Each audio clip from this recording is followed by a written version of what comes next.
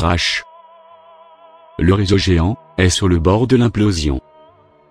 Aujourd'hui je vais vous parler du YouTube drama autour de Trash. Vous éclaircir et vous expliquer en quoi l'affaire Trash est comparable à celle de la chute de l'URSS.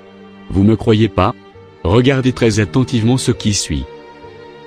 Trash a toujours mis en avant cette image de communauté soudée, de fraternité et d'ambiance à la cool. Un système horizontal où tout le monde est l'égal d'un autre et où le mérite et le travail est mis en avant. Bref, une certaine utopie. Avez-vous deviné quelle autre idéologie historique s'appuyait sur l'idée d'une fraternité, d'une communauté, d'une utopie et d'une société égalitaire?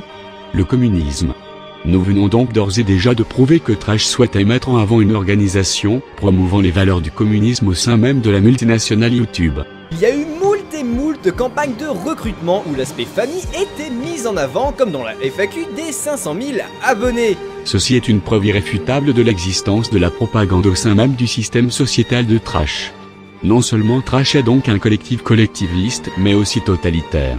10% des revenus pour ceux qui n'ont fait que le texte, 30% si tu n'as fait que le montage, et vous pouvez cumuler les pourcentages. Mais la majorité, soit 60%, revient à la voix, qui est obligatoirement la voix d'un trasheur. Nous voyons ici donc un système centré autour de la voix du trasheur. C'est-à-dire un certain culte de la personnalité autour des trasheurs, tout comme le culte de personnalité autour de Staline. L'aspect le plus immoral et dont je regrette amèrement de ne pas avoir vu, c'est le lynchage public effectué par certains membres de Trash. On en est même arrivé à un point où certaines personnes ont fini en larmes pour ne plus jamais donner de nouvelles. N'avez-vous toujours pas ouvert les yeux? N'y voyez-vous pas ici une description parfaite des goulags? Je pourrais continuer comme ça encore longtemps, mais il est inutile de préciser autant. Nous sommes donc en possession de la preuve irréfutable que Trash est tout comme l'URSS, au bord de l'effondrement. L'URSS s'est écroulée face aux multiples demandes d'indépendance des pays membres, et dans le cas de Trash, nous voyons que Clidéon a pris son indépendance vis-à-vis de Trash, profitant d'un certain nombre d'abonnés sur le passage. Trash. Trash veut dire ordure en anglais. Le Père Noël est une ordure. Le Père Noël est habillé en rouge. Rouge?